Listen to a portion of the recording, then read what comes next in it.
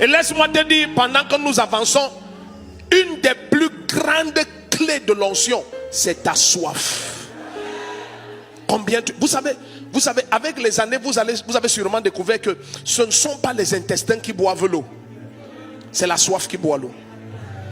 Parce que le jour où tu as une grande soif, les intestins ils ont la même taille, mais tu bois pratiquement 1,5 litre d'eau.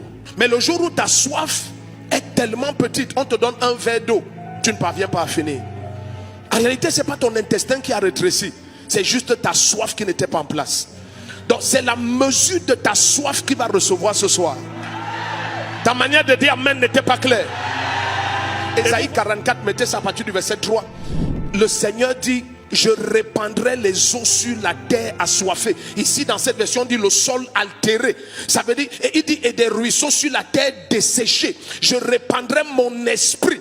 Donc l'onction est destinée à la mesure de ta soif. Donc lorsqu'il y a un temps d'impartition comme ce soir, bien aimé, développe la soif. Lorsque quelqu'un a soif, il y a 3 choses. Quelqu'un qui a très soif parle peu. Lorsque vous voyez un chrétien qui a une soif d'une gloire supérieure, vous le savez. Lorsque quelqu'un perd l'appétit, perd la parole et perd le sommeil, sachez qu'il a un grand fardeau. Oh. Quand quelqu'un dort en paix, parle à tort et à travers et mange comme il veut, qu'il ne te trompe pas, il n'a pas de peine, il n'a pas de fardeau. Quand tu as de vrais fardeaux, tu perds la parole, tu perds le langage et tu perds le sommeil. Et je sais qu'il y a quelqu'un ici, ça fait des jours, des semaines et des mois que tu portes des fardeaux. Il y a une soif à l'intérieur de toi.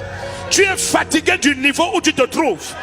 Tu es un enfant de cette maison et tu dis: Seigneur, je veux reproduire la grâce qui opère sur maman Daniel et sur papa Raoul. Le premier qui dit amen.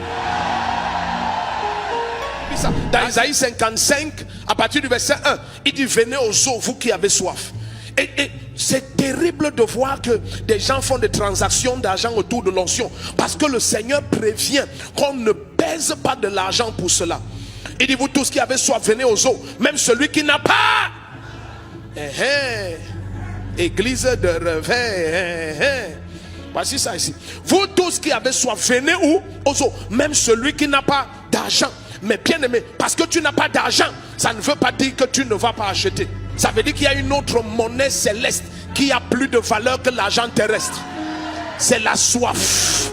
Le premier qui a soif crie: hey!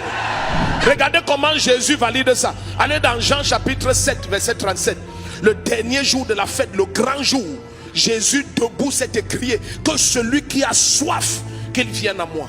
Ça veut dire que la grâce, la l'onction, et la Bible va nous dire qu'il parlait de l'esprit. Ça veut dire que l'onction est destinée aux assoiffés. Il y a des gens qui sont fatigués d'un niveau. Est-ce qu'il n'était pas déjà arrivé? Tu vois, écoute bien aimé, les victoires qu'on a célébrées hier, lorsque ça devient ta seule victoire, ça commence à devenir une peine. Tu vois bien aimé, lorsque tu as le CEP, il y a le CEP en Côte d'Ivoire. Il y a le CEP, le diplôme qu'on a, CPE. Lorsque tu as le CPE, c'est parfait, parce que tu as peut-être 9 ans, 8 ans, 10 ans et ainsi de suite. Écoute, tu es content. Mais si c'est ton seul diplôme à 17 ans, 22 ans, 33 ans, n'est-ce pas? C'est la même chose dans tous les domaines de la vie. Est-ce que vous savez que les chrétiens prient des prières que Dieu ne va jamais exaucer? Ils prient que le prix des choses baisse. Ça ne va jamais arriver. Prie que ton niveau financier augmente. Ne prie pas des choses que Dieu ne va pas exaucer. Établis un standard selon lequel chaque année, en fait même jour après jour, que la gloire de Dieu augmente sur ta vie.